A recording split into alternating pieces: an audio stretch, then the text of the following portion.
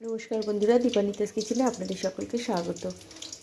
আজকে জানুয়ারির 6 তারিখ, প্রচণ্ড ঠান্ডা পড়েছে, তো ভাবলাম বাচ্চারা বায়না করেছে একটু সমোসা খাবে বলে।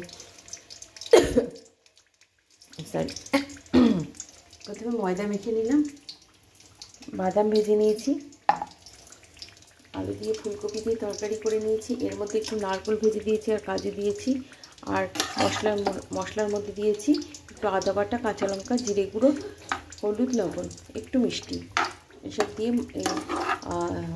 এই আলু দিয়ে ফুলকপি দিয়ে এই তরকারিটা, সিঙ্গাড়ার তরকারিটা করে নিয়েছি। এবার ময়দাগুলোকে ভালো করে গোল গোল করে বেটে, এই ময়দাগুলোকে ভালো করে গোল গোল করে লিচি করে মাঝখান দিয়ে কেটে ওর ভেতরে পুর ভরে এই যে এভাবে তৈরি করে নিয়েছি সিঙ্গাড়াগুলো। এবার ভেজে ভেজে এই যে